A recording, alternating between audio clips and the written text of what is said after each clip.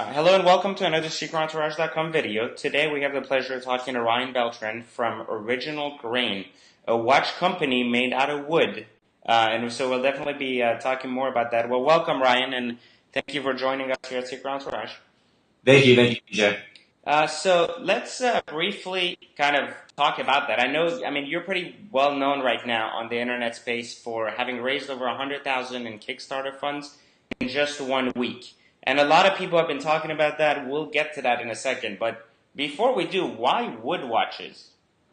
So the idea of wood watches kind of came about from my experience living in the Northwest.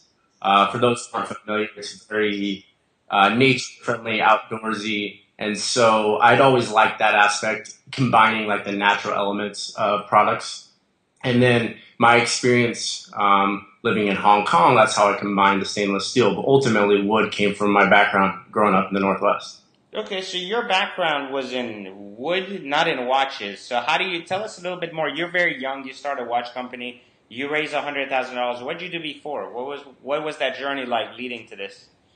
So my background, I graduated from the University of Oregon, moved directly out to Hong Kong, back and forth between there and mainland China. And I'd always just loved watches, to be honest. I learned a lot about product development and design, and then I saw an opening in the market, a niche for wood and stainless steel. And so that's honestly why I went ahead and launched the product. Okay, so a passion for watches and a access, I guess, and an understanding of materials leads you to creating a new type of watch made out of wood. So tell us a little bit about, for people that don't know and haven't had a chance to check out Original Grain, a little bit more about what makes those watches so unique outside of the fact that they're wood.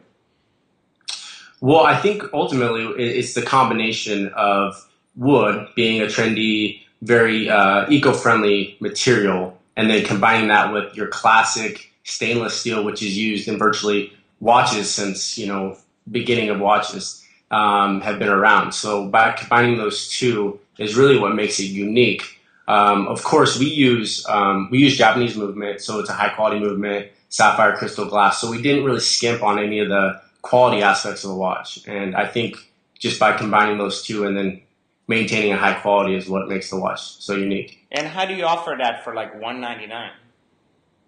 Well, because of my background in development and then manufacturing, we're able to produce a high quality watch at maybe a lower cost than some people might imagine.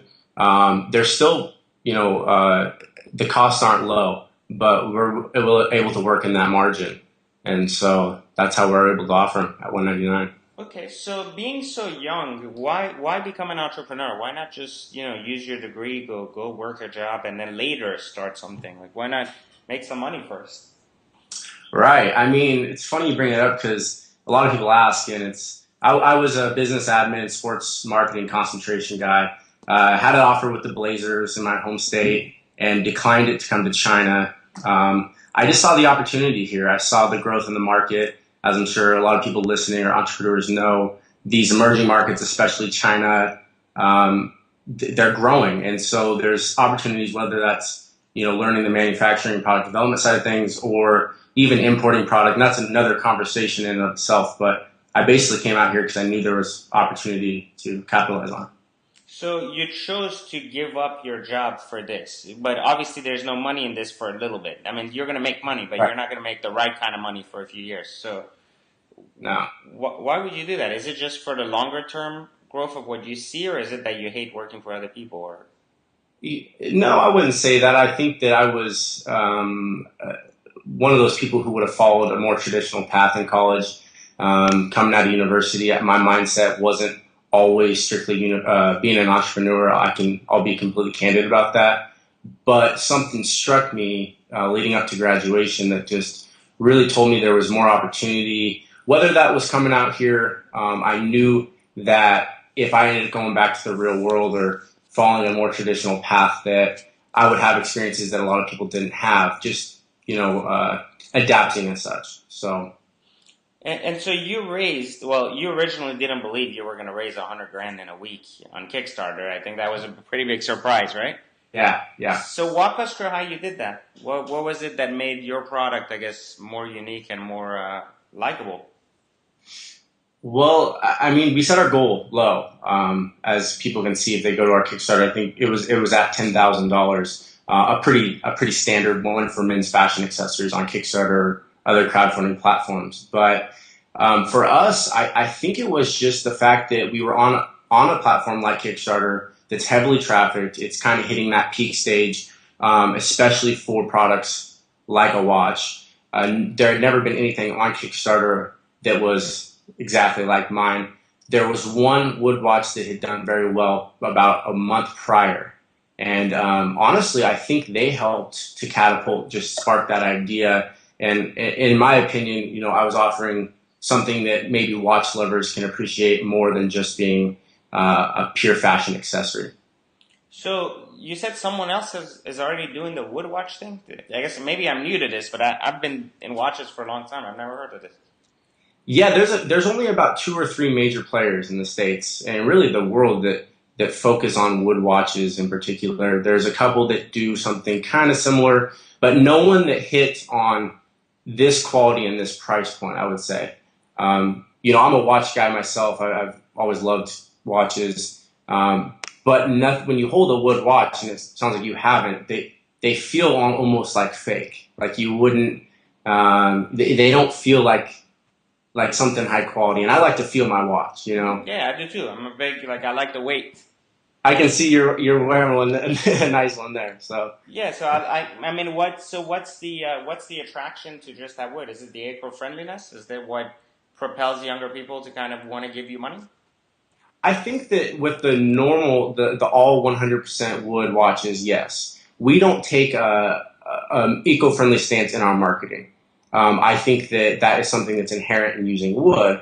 However, we are a pure lifestyle brand that, in my opinion, just creates very unique products. I mean, our tagline is to stay original.